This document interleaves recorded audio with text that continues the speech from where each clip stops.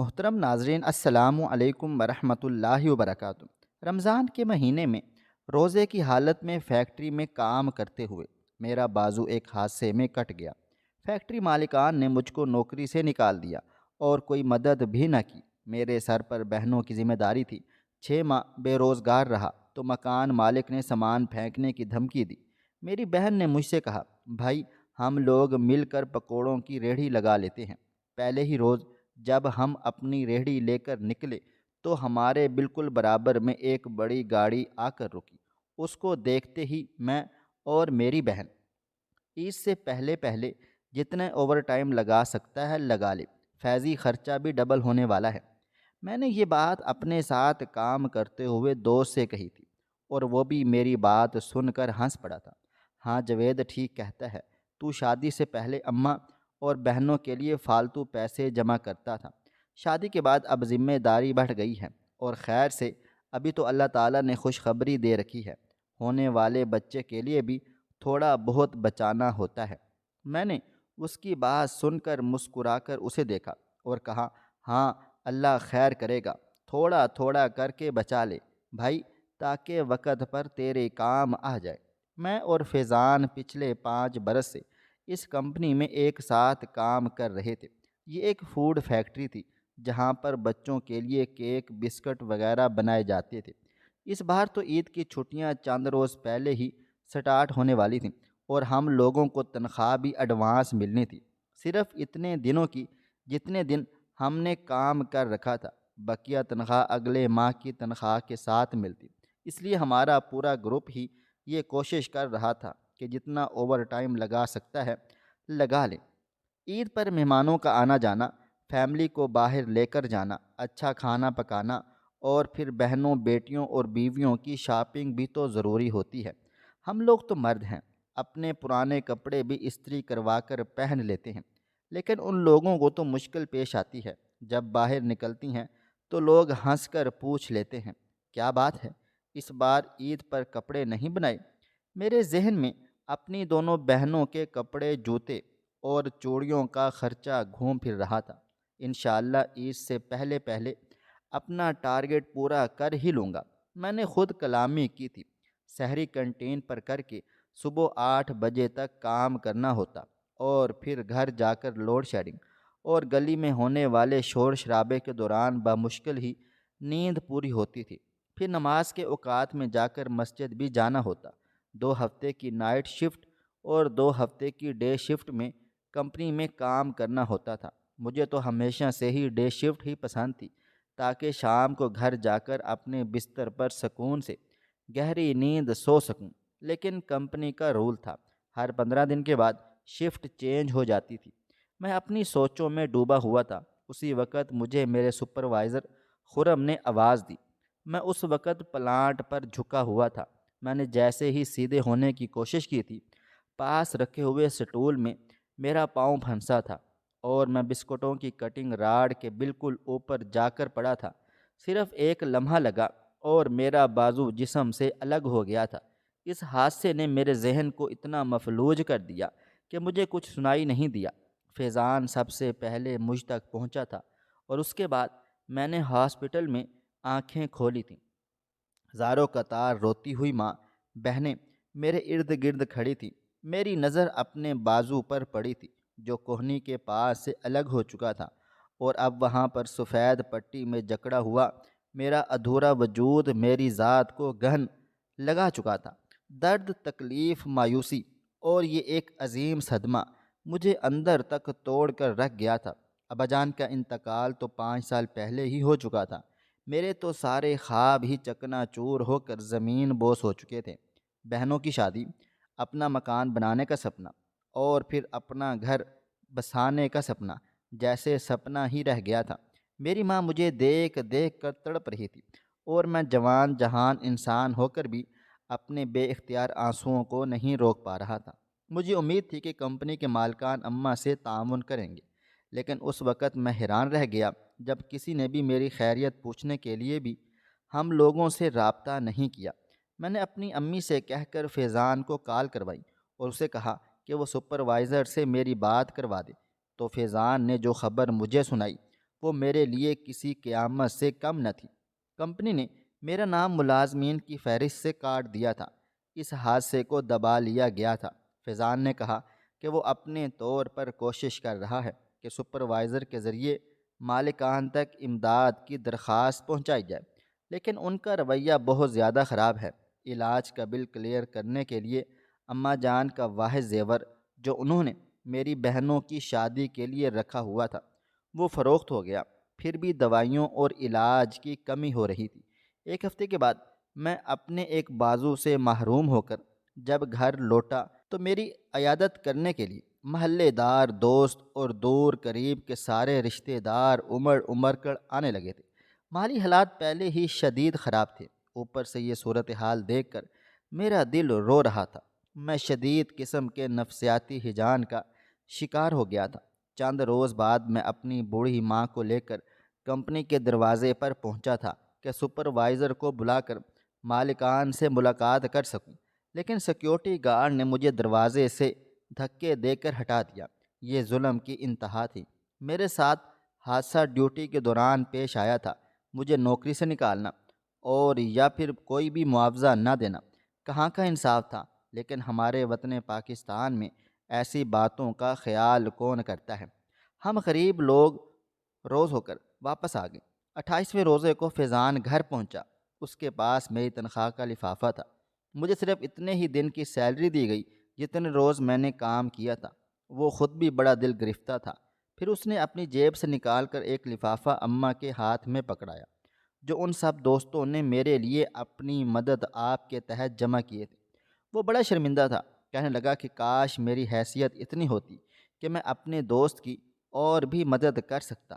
میں نے اس کی بات سن کر دل گرفتگی کے ساتھ اس کا بہت شکریہ ادا کیا تھا اور ایک امید کے ساتھ اس سے معلوم کیا کہ کیا کوئی چانس نظر آتا ہے کہ کمپنی کے مالکان مجھے تھوڑا بہت معاوضہ ادا کر دیں گے۔ تو اس نے افسوس کے ساتھ بتایا کہ دوست، ایسا کچھ بھی نظر نہیں آ رہا ہے۔ فیضان واپس گیا تو میری راتوں کی نیند اور سکون بھی لے گیا تھا۔ عید سر پر کھڑی تھی اور ہم ہر روز ہر طرف سے بے یار و مددگار تھے۔ تنخواہ کے پیسے اماں جان سینٹ سینٹ کر کھانے پینے پر لگاتی تو میرا دل کٹ کٹ کر رہ جاتا، اور جب مجھے یہ دیکھنا پڑتا کہ میری بہنیں صرف اور صرف روٹی اور سالن سے افطار کرتی ہیں۔ سالن بھی صرف اتنا ہی بنایا جاتا تھا کہ وہ بچنے نہ پائے۔ اماں جان پہلے بھی سلائی کرتی تھیں، لیکن اب تو اماں جان ہر وقت نظر کا چشمہ چڑھائے سلائی مشین پر جھکی رہتی تھی۔ بہنیں ٹیوشن پڑھانا چاہتی تھیں، لیکن میں ہمیشہ ہی انہیں منع کرتا تھا کہ کہیں کل کو رشتہ دار یہ طعنہ نہ ماریں کہ باپ کی وفات کے بعد بہنیں بھائی کے لیے بوجھ بن گئیں۔ دن گزرتے چلے گئے اور عید کا دن آ گیا تھا۔ پچھلے 5 سال سے میں عید کی نماز پڑھتے ہی اپنے بہنوں کے ہاتھ پر منہ مانگی عیدی رکھ دیا کرتا تھا، لیکن اس بار گھر پر لاچار اور مجبور بیٹھا ہوا تھا۔ میرا زخم ابھی بھی رستا تھا۔ درد ہوتا تھا تو میں ساری ساری رات جاگ کر گزار دیتا، لیکن اپنی ماں اور بہنوں سے کچھ نہ کہتا تھا کہ وہ پریشان ہو جائیں گی۔ اماں جان نے مجھے کپڑے لا کر دیے اور کہا کہ جا بیٹا نماز پڑھ کے آ جا، لیکن میں ان کی گود میں سر رکھ کر رو پڑا۔ مجھ میں اتنی ہمت نہیں تھی کہ بھرے مجمع میں خود پر لوگوں کی ترس بھری نظریں محسوس کر سکوں۔ میری دونوں بہنیں بھی مجھے سمجھانے کے لیے آ گئیں تو میں ٹوٹے دل کے ساتھ مجبوری میں وضو کر کے نماز ادا کرنے کے لیے چل دیا، اور یہی ہوا۔ نماز پڑھتے ہی لوگ جب عید ملنے لگے تو لوگوں نے میرے ساتھ اس طرح سے افسوس کیا جیسے میرے والد کے مرنے پر کیا تھا۔ ہر کسی کا یہی کہنا تھا کہ پہاڑ جیسی زندگی کیسے گزرے گی، اور تمہارے اوپر تو 2 بہنوں کی ذمہ داری ہے۔ تمہاری تو خیر ہے، ان بچیوں کا کیا ہوگا؟ اور یہ بات مجھے اندر ہی اندر کھائے چلی جا رہی تھی۔ میں گھر لوٹا۔ اماں نے سوئیاں تیار کر رکھی تھی۔ میری دونوں بہنیں مجھے عید ملنے کے لیے آگے آئیں تو میں نے ان کے سر پر پیار کر کے دونوں کو 500 کا نوٹ پکڑا دیا تو وہ بھری ہوئی آنکھوں کے ساتھ میرے سینے پر سر رکھ کر رونے لگ گئی تھی۔ اماں جان نے انہیں خوب ڈانٹا اور ہم تینوں بہن بھائیوں کو اپنی باہوں میں سمیٹ لیا۔ ہم تینوں ہی کسی چھوٹے بچے کی طرح اپنی ماں کے گلے سے لگ کر زاروں قطار رو رہے تھے۔ اب باقی وفات پر ہی میں دیکھ چکا تھا کہ دنیا کے رنگ کیسے ہیں، اس لیے اب اپنے لیے تو انتظار کرنا ہی بے سود تھا۔ یہ تو گزر گئی، اب میری بہنوں نے روزگار کے لیے ہاتھ پاؤں مارنا شروع کر دیے تھے۔ دونوں ہی بچوں کو ٹیوشن پڑھانے کی کوشش کرتیں تو محلے کی عورتیں وقت وقت سے اپنے بچوں کی شکایتیں لے کر پہنچ جاتی تھیں، اور میں گھر پر پڑا ان کی باتیں سن سن کر حیران و پریشان رہتا کہ لوگ خدا سے اتنا بھی نہیں ڈرتے کہ کسی مجبور کے حالات کا خیال کر کے کم سے کم انہیں ذہنی تشدد کا نشانہ تو نہ بنائیں۔ میں اپنے کٹے ہوئے بازو کے ساتھ جگہ جگہ روزگار کے لیے خوار ہوتا رہا، لیکن کوئی بھی مجھے نوکری دینے پر تیار نہ تھا، یہاں تک کہ کوئی شخص مجھے دکان پر کھڑا کرنے کے لیے بھی تیار نہیں تھا۔ ان کا کہنا یہی تھا، بھائی ایک ہاتھ کے ساتھ نہ تو تم وزن اٹھا سکتے ہو اور نہ ہی کوئی اور کام کاج کر سکتے ہو۔ مکان کا کرایہ سر پر چڑھتا چلا جا رہا تھا۔ اماں جان میری لاعلمی میں بہن کی جہیز کے لیے لی گئی اکثر چیزیں محلے میں ہی بیچنا شروع ہو گئی تھیں۔ گھر میں کھانے کا بھی پورا نہیں ہو رہا تھا تو کرایہ کہاں سے ادا کرتے؟ دیکھتے ہی دیکھتے 6 ماہ گزر گئے تھے۔ مکان مالک ہر مہینے سر پر کھڑا ہو کر بےعزتی کر جاتا۔ اب کی بار تو اس نے دھمکی دے دی تھی کہ اگر میں نے سارا کرایہ ادا نہ کیا تو وہ میرا سارا سامان اٹھا کر گلی میں پھینک دے گا، اور میں یہ سوچ کر ہی ڈر گیا تھا کہ میں جوان بہنوں کو لے کر کہاں جاؤں گا۔ اس دن ساری رات ہم چاروں افراد 1 منٹ کے لیے بھی نہیں سوئے تھے۔ میری دونوں بہنیں ہنا اور ہمنا پچھلے 6 ماہ میں سوکھ کر ہڈیوں کا ڈھانچہ بن چکی تھی۔ ان کے سرخ و سفید رنگ میں سیاہی گلتی چلی جا رہی تھی۔ صبح ہوتے ہی میری بڑی بہن ہمنا میرے پاس آ کر کھڑی ہو گئی اور لرزتی ہوئی آواز میں بولی، بھائی ہم لوگوں کو اب کوئی کام مل کر لینا چاہیے۔ میں خاموشی سے اس کے چہرے کی طرف دیکھ رہا تھا۔ وہ خود ہی ڈرتے ڈرتے کہنے لگی، بھائی جان اگر ہم پکوڑوں کی ریہڑی لگا لیں تو ہو سکتا ہے کہ ہمارا کام بھی چل جائے گا اور ہم لوگوں کو گھر سے بے گھر بھی نہ ہونا پڑے گا۔ میں نے اپنا کٹا ہوا بازو اس کے سامنے کر کے پوچھا، بہن مجھے کوئی کام پر تو رکھتا نہیں، میں اپنے ایک ہاتھ سے کیا کروں گا؟ اگر 2 گاہک بھی ایک ساتھ کھڑے ہو گئے تو لوگوں نے تانے مار مار کر میری جان نکال لینی ہے۔ یہ دنیا بڑی بے رحم ہے۔ اس نے میرے کندھے پر ہاتھ رکھ کر کہا کہ میں یہ کام اکیلے کرنے کا نہیں کہہ رہی بھائی، ہنا ابھی چھوٹی ہے، نہ سمجھ ہے، گھر میں امی جان کے ساتھ رہ لے گی، یہ کام ہم دونوں مل کر بھی تو کر سکتے ہیں نا۔ میں نے حیرت سے اس کی طرف دیکھ کر کہا کہ تم پاگل تو نہیں ہو گئی ہو؟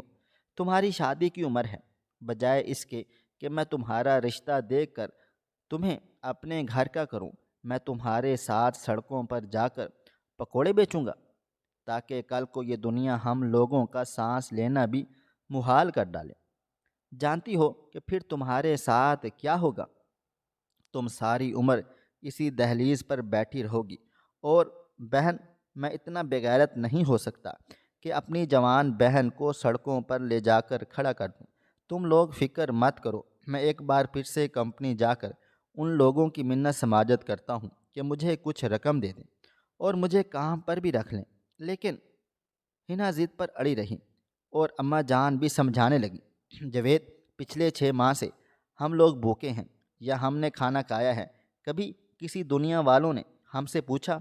کوئی ایک رشتے دار اس موقع پر ہمارے گھر راشن ڈال کر گیا؟ یا پھر تمہارے ابو یا میرے بھائیوں میں سے یا قریبی رشتے داروں میں سے کوئی ایک ایسا شخص بھی سامنے آیا جس نے ہم سے یہ پوچھا ہو کہ اپنا گھر کیسے چلا رہے ہو؟ تو ہم اس دنیا کی فکر کر کے بھوک کو اپنے اوپر مسلط کیوں کریں؟ اور ویسے بھی محنت میں عظمت ہے۔ کوئی بات نہیں، مجھے اپنی تربیت پر بھی بھروسہ ہے، اور وقت پڑنے پر بھی بیٹی اکثر بیٹا بن ہی جاتی ہے۔ اپنی امی جان کی یہ جرت مندانہ باتیں سن کر میں نے بھی حامی بھر لی۔ ویسے بھی اب بہت دیر ہو چکی تھی، انتظار کرتے کرتے کچھ بھی حاصل نہیں ہوا تھا، الٹا ٹائم ہی ضائع ہو گیا تھا۔ میری امی جان نے گھر کا فریج بیچ کر مالک مکان کو 1.5 مہینے کا کرایہ ادا کر کے اس سے 1 مہینے کی مہلت مانگ لی تھی۔ وہ بھی ہماری حالت سے خوب واقف کار تھا، اس لیے بنا پریشان کیے واپس لوٹ گیا۔ کچھ برتن گھر کے تھے اور کچھ میری بہن کے جہیز کی پلیٹیں کام آ گئی تھی۔ اب باقی ایک جاننے والے نے مجھے اپنا تھیلا دے ڈالا تھا جس پر پہلے ہی کوئی شخص سموسے پکوڑے بیچتا تھا۔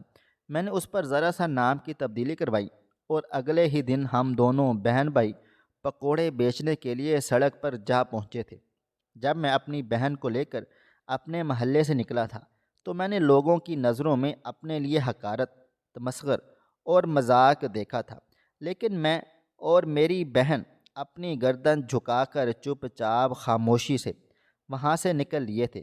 ایک تو شخص نے ہم پر آواز بھی کسی تھی، لیکن میں نے سوچ لیا تھا کہ اب پیچھے نہیں ہٹنا۔ ہم نے پکوڑے بیچنے کے لیے گھر سے کافی دور کی ایک سڑک کا انتخاب کیا تھا جہاں پر سایہ دار درخت بھی لگے ہوئے تھے اور اس جگہ پر کالج اور یونیورسٹی کے لڑکے لڑکیاں بھی گزرتے تھے۔ میں نے اپنی بہن کے چہرے پر اس وقت جو تکلیف اور درد دیکھا، دل ہی دل میں خدا کو یاد کر کے کہا تھا کہ یا اللہ کوئی رحمت کا فرشتہ بھیج دے، یا اللہ میرے حالات کو بدل ڈال، یا اللہ میری معصوم بہن کو لوگوں کی نظروں میں تماشا بن سے محفوظ کر لے۔ میری بہن نے عبایا پہن کر اپنا چہرہ بھی چھپایا ہوا تھا، لیکن پھر بھی گزرنے والا ہر شخص اسے ہی دیکھ دیکھ کر گزر رہا تھا اور میں اس منظر کو برداشت کرنے کے لیے مجبور تھا۔ کافی دیر گزر گئی لیکن کوئی بھی گاہک نہیں آیا تھا۔ چند پکوڑے تھال میں تیار کر کے رکھے تھے اور چولہا بند تھا۔ اچانک ایک بڑی سی گاڑی میرے سامنے آ کر رکی اور اسے دیکھتے ہی میری بہن نے پر امید نظروں سے میری طرف دیکھا اور میں جلدی سے گاڑی کے پاس جا کر کھڑا ہو گیا۔ گاڑی والے نے شیشے کو ہٹایا اور میری طرف دیکھ کر کہا، بھائی جان یہ ایڈریس تو سمجھا دیں۔ اس نے اپنے ہاتھ میں ایک کارڈ پکڑا ہوا تھا۔ میرے ارمانوں پر جیسے اوس پڑ گئی اور میں بہت زیادہ مایوس ہو گیا تھا۔ میری بہن نے بھی اس کی بات سن لی تھی۔ میں نے کارڈ پر ایڈریس دیکھا۔ جہاں تک مجھے سمجھ آیا بتا کر میں نے اس شخص سے کہہ دیا کہ بھائی جان میں اس علاقے کا رہائشی ہی نہیں ہوں، بلکہ یہاں پر بھی پہلا ہی دن ہے۔ میں ابھی واپس پلٹ ہی رہا تھا کہ اس نے مجھے پیچھے سے پکارا۔ میں نے رک کر سوالیہ نظروں سے اس کی طرف دیکھنے لگا تو وہ گاڑی کا دروازہ کھول کر نیچے اتر کر آ گیا تھا۔ وہ چاہتا تو ٹھیلے کے بالکل پاس بھی کھڑا ہو سکتا تھا، لیکن وہ میری بہن کی طرف سے پیٹھ کر کے کھڑا ہوا تھا۔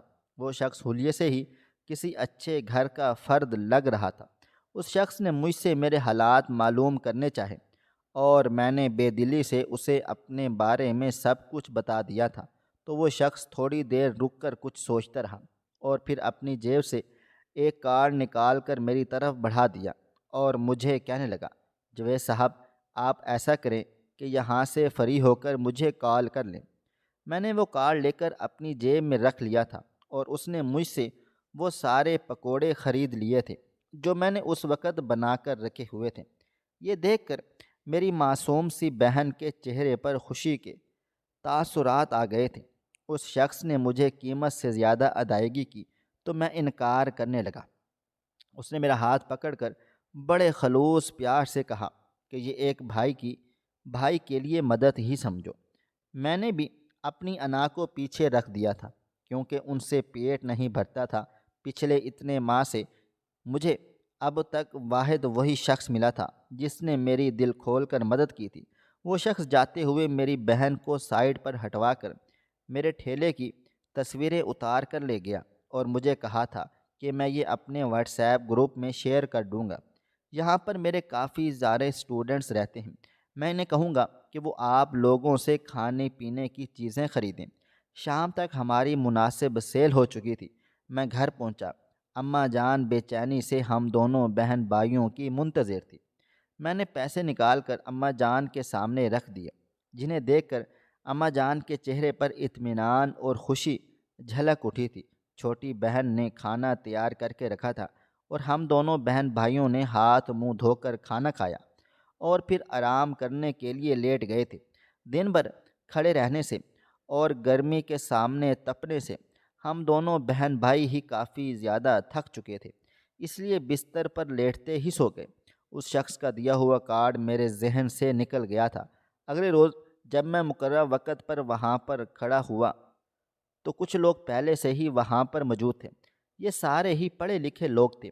شاید یہ اسی شخص کی مہربانی تھی کہ اس نے واٹس ایپ گروپ میں میرا حوالہ دے کر میرے کام کو بہتر بنانے کی کوشش کی تھی۔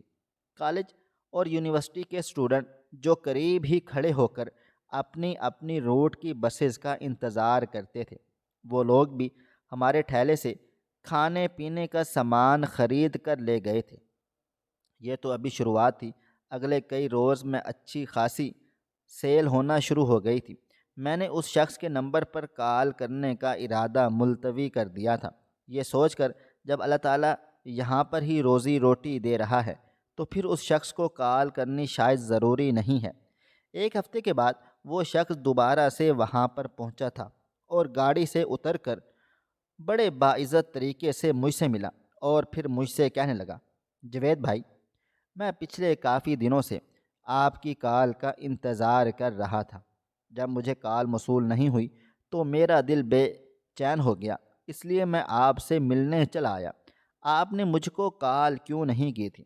میں اس کی شخصیت سے کافی زیادہ متاثر ہو گیا تھا اور پھر اس کا میرے پاس چلے آنا۔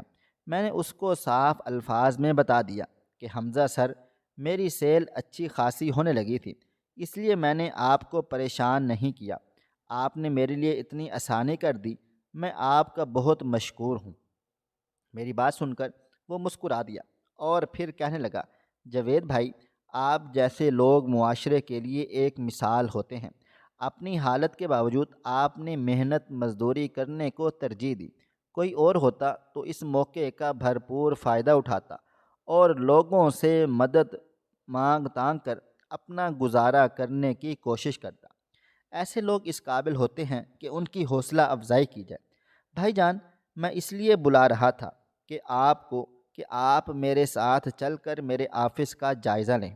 وہاں پر ہمیں ٹی بریک کے لیے اور لنچ بریک کے لیے مختلف چیزیں چاہیے ہوتی ہیں۔ اگر آپ اور آپ کے گھر والے اس طرح کا سامان تیار کریں، گھر سے پک اپ کی سہولت میں دے ڈالوں گا، اور اگر آپ کسی جگہ پر کنٹین کھولنا چاہیں گے تو اپنی سہولت کے حساب سے وہ بھی بتا دیں۔ میں ایک کمپنی میں ڈپٹی مینیجر ہوں، اگر آپ کوئی جاب وغیرہ بھی کرنا چاہتے ہیں تو مجھے بتا دیں، میں کوشش کر کے آپ کے لیے جگہ نکال لوں گا۔ میں اس اجنبی مہربان کی باتیں سن سن کر حیران و پریشان ہو رہا تھا کہ اس مطلبی دنیا میں کوئی ایسا شخص بھی موجود ہو سکتا ہے۔ میری بہن بھی حیران تھی۔ میں نے حمزہ کو تھوڑی دیر انتظار کرنے کا کہا اور پھر پہلے اپنی بہن سے مشورہ کیا اور پھر امی جان کو کال کی تو امی جان نے فوراً سے حامی بھر لی، اور یوں ایک ہفتے کے اندر ہم اس بڑی کمپنی میں کئی سو سموسے، پیٹیز، سینڈوچ اور میکرونی تیار کر کے بھجوانے لگے تھے۔ اب میرے گھر کی تینوں خواتین ہی کچن میں مصروف رہتی تھیں۔ میں صبح ہی صبح منڈی جا کر انہیں سامان لا دیتا تھا۔ حمزہ سر کے آفس میں ٹی بریک کوئی 11 بجے کے قریب ہوتی تھی۔ 10:30 بجے ہی سارا سامان تیار ہو جاتا تھا اور ان کی گاڑی سامان گھر سے لے جاتی۔ اس کے بعد ہم لوگ کچھ دیر آرام کرتے تھے، پھر میں اور میری بہن اپنا ٹھیلا لے کر اس جگہ پہنچ جاتے تھے جہاں پر ہمارا کام کاج تھا۔ حمزہ سر نے ہمیں اچھا خاصا ایڈوانس دیا ہوا تھا، جس کی وجہ سے ہمارے کام کے مطلوبہ برتن، کھانے پینے کا سامان، پیکنگ کا سامان آنے کے بعد بھی کافی پیسے بچ گئے۔ میں نے وہ پیسے 2 ماہ کا کرایہ ایک ساتھ ادا کر کے اتار دیے۔ اب صرف 2 مہینے کا کرایہ رہ گیا تھا۔ مالک مکان نے بھی مجھے مزید مہلت دے کر کہا تھا کہ جیسے سہولت لگے میں وہ پیسے ادا کر دوں۔ ماشاءاللہ سے جیسے جیسے کام بڑھتا چلا جا رہا تھا، میرے گھر کی رونق بحال ہوتی جا رہی تھی۔ اس میں میرا کوئی کمال نہیں تھا، میرے اللہ تعالیٰ کی مجھ پر رحمت تھی کہ اس نے مجھے اتنی اچھی ماں اور بہنیں دی تھیں جنہوں نے اپنے گھر کے مرد کی معذوری کو قسمت کا لکھا سمجھ کر قبول کرنے کے بعد اپنی محنت سے اس معذور انسان کو ہی روزی روٹی کمانے کے لائق بنا ڈالا تھا۔ اور پھر حمزہ جیسے لوگ جنہوں نے میری مجبوری دیکھ کر مجھے اپنی زندگی دوبارہ جینے کا ایک موقع دیا تھا۔ 2 مہینے کے بعد میں نے اپنے ساتھ ایک 17-18 سال کے نوجوان کو ملازم رکھ لیا اور اپنی بہن کو اب کام پر لے جانا بند کر دیا تھا۔ یہ دیکھ کر میری ماں نے مجھے کافی ساری دعائیں دی تھیں۔ ایک دن مجھے رات کے وقت حمزہ سر کی کال کی اور کہا کہ میں باہر گلی میں آ جاؤں۔ میں ان کی کال سن کر فوراً باہر کو نکلا۔ دل ہی دل میں میں یہ سوچتا چلا جا رہا تھا کہ نہ جانے کیا بات ہے جو سر نے مجھے اتنی دیر سے گھر سے باہر بلایا ہے۔ جیسے ہی میں باہر گلی میں پہنچا، یہ دیکھ کر خوشی سے میرا دل جھومنے لگ گیا تھا کہ انہوں نے میرے لیے ایک چلتا پھرتا ریسٹورنٹ لا کر کھڑا کر دیا تھا۔ یہ ایک چھوٹا سا کیبن تھا جس کے اندر ساری سہولیات موجود تھیں۔ چھوٹے چھوٹے کیبنز بنے تھے جہاں پر میں اپنا سامان وغیرہ رکھ سکوں۔ ساتھ ہی ایک چولہا بھی بنا ہوا تھا اور یہ سارا ایک رکشے کی شکل میں موجود تھا۔ میرے فوڈ پوائنٹ کا نام اس رکشے پر لکھا ہوا تھا۔ میں حمزہ کے گلے لگ کر بے اختیار ہونے لگا تھا۔ وہ نیک دل انسان مجھے چپ کروانے لگا اور کہنے لگا، بھائی جان، اس میں بھلا رونے کی کوئی بات بھی نہیں ہے۔ یہ سب آپ کی محنت اور لگن کا تحفہ ہے جو میں نے آپ کو اپنا چھوٹا بھائی سمجھ کر دے دیا ہے۔ میں نے اصرار کیا اور انہیں اپنے ساتھ گھر لے گیا۔ میری اماں حمزہ سے مل کر بہت زیادہ خوش ہو گئیں۔ میری بہن جو ہر وقت عبائے میں ہوتی، آج گھر کے سادہ حلیے میں موجود تھی۔ حمزہ نے ایک نظر میری بہن کی طرف ڈال کر اپنا سر جھکا لیا تھا۔ اماں جان اس سے کافی دیر تک باتیں کرتی رہی تھیں اور اماں جان نے اس کی والدہ کو ہمارے گھر لانے کے لیے حمزہ سے کہا تو وہ وعدہ کرتے ہوئے اٹھ کر چلا گیا تھا۔ میرا ہیلپر مجھے صبح سویرے ہی لینے پہنچ جاتا۔ بائک پر ہم دونوں پہلے سبزی منڈی جایا کرتے، سامان لے کر گھر پہنچتے، پھر وہ لڑکا ہمارے ساتھ کچن میں بھی کام کاج کرواتا تھا۔ حمزہ سر کو ان کے آفس کا سامان تیار کر کے دینے کے بعد ہم لوگ اپنا سامان تیار کرواتے اور اپنا سٹار رکشے پر لے کر نکل جاتے تھے۔ جیسے جیسے انسان ترقی کرتا ہے، اس کے ساتھ جڑے ہوئے رشتے اپنا رویہ بدلنے لگتے ہیں۔ میرے وہ دوست جو کچھ ماہ پہلے تک میری کال بھی نہیں اٹھاتے تھے اس ڈر سے کہ میں کہیں ان سے پیسے ہی نہ مانگ لوں، اب وہ مجھے کال کر کر کے ملنے کے لیے بلاتے یا پھر میرے ہی ٹھیلے پر پہنچ جاتے تھے۔ وہ رشتہ دار جنہوں نے مشکل وقت میں ہمارا ساتھ نہیں دیا تھا، اب انہی کے گھر سے میری بہن اور میرے رشتے آ رہے تھے۔ میری امی ہر بار مجھے رشتے کے لیے منانے کی کوشش کرتی تو میں نے انہیں صاف صاف جواب دے دیتا، میں ایسے لوگوں سے کوئی رشتہ جوڑنا ہی نہیں چاہتا تھا جنہوں نے میری غیر موجودگی کے عالم میں تو تنہا چھوڑ دیا تھا۔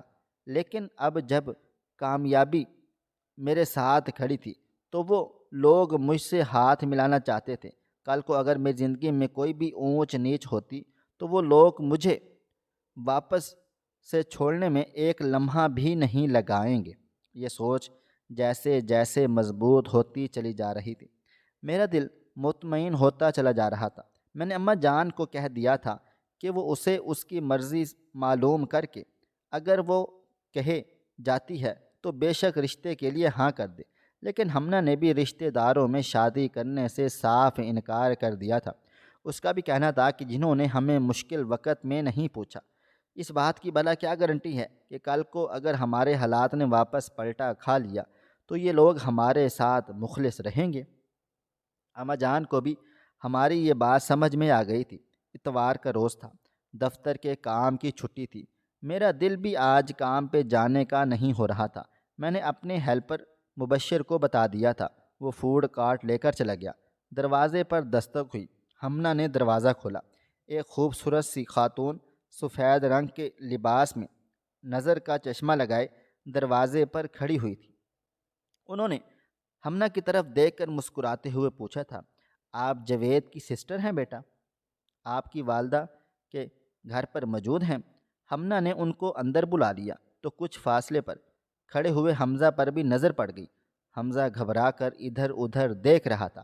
ہمنا نے اسے بھی اندر بلا لیا۔ مجھے دروازے کی آواز آئی تو میں باہر کو نکلا۔ حمزہ دروازے میں کھڑا ہوا تھا اور اس کی والدہ اندر آ چکی تھی۔ میں نے حمزہ کو اپنے کمرے میں لے گیا اور ان کی والدہ کو سلام کر کے امی جان کے کمرے میں بھیج دیا تھا۔ میری دونوں بہنیں کچن میں چلی گئیں۔ تھوڑی دیر کے بعد میری امی جان نے مجھے کمرے سے باہر بلا لیا اور آنٹی نے مجھے بتایا کہ وہ ہمنا کا رشتہ حمزہ کے لیے مانگنے کے لیے آئی ہوئی ہیں۔ میں یہ سن کر حیران و پریشان رہ گیا کہ ہم جیسے غریب لوگوں کے ساتھ وہ لوگ کیسے رشتہ داری کرنا چاہتے ہیں۔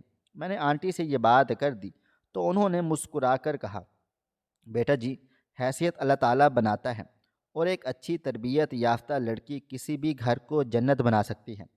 مجھے آپ کی بیٹی کی صورت میں اپنے گھر کے لیے ایک ہیرا دکھائی دیتا ہے۔ اگر آپ لوگوں کو کوئی اعتراض نہ ہو اور بچی بھی اس رشتے کے لیے رضامند ہے تو مجھے بہت زیادہ خوشی ہوگی۔ ہمنا چائے لے کر اندر آئی تو میں اس کے چہرے پر پھیلی ہوئی شرمیلی مسکراہٹ نے مجھے سب کچھ سمجھا دیا تھا۔ میں نے امی جان سے بات کی اور ہم لوگوں نے اسی دن ہی ہمنا کا رشتہ حمزہ سے طے کر دیا تھا۔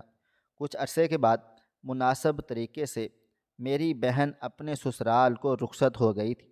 میں نے اپنی حیثیت کے مطابق اسے سامان دینے کی کوشش کی تھی، لیکن حمزہ نے صاف انکار کر دیا تھا، تو میں نے جہیز کے پیسے ہمنا کے اکاؤنٹ میں ڈال دیے تھے تاکہ اس میں اعتماد پیدا ہو۔ اسے جب جس چیز کی ضرورت محسوس ہو وہ بنا کسی سے کہے وہ چیز خرید سکتی ہے۔ حمزہ ایک بہترین انسان تھا۔ اس سے شادی کے بعد میری بہن کے چہرے پر پھیلی ہوئی مسکراہٹ ہی ہم ماں بیٹوں کے لیے کافی تھی۔ میری چھوٹی بہن کے لیے بھی اللہ تعالیٰ نے بہتر سے بہترین سبب بنا دیا تھا۔ حمزہ نے اپنے ایک کزن کے ساتھ اس کا رشتہ کروا دیا تھا جو نہایت پڑھا لکھا اور سلجھا ہوا شخص تھا۔ میں نے پڑھے لکھے بے روزگار نوجوانوں کی ایک ٹیم بنا ڈالی تھی اور ان لوگوں نے کھانے بنانے کے مختلف شارٹ کورسز بھی میرے کہنے پر کر لیے تھے۔ میں نے پاس حمزہ کی آفس کنٹین کا بھی ٹھیکہ تھا اور ساتھ ہی میں نے ایک چھوٹا سا ریسٹورنٹ بھی بنا لیا تھا۔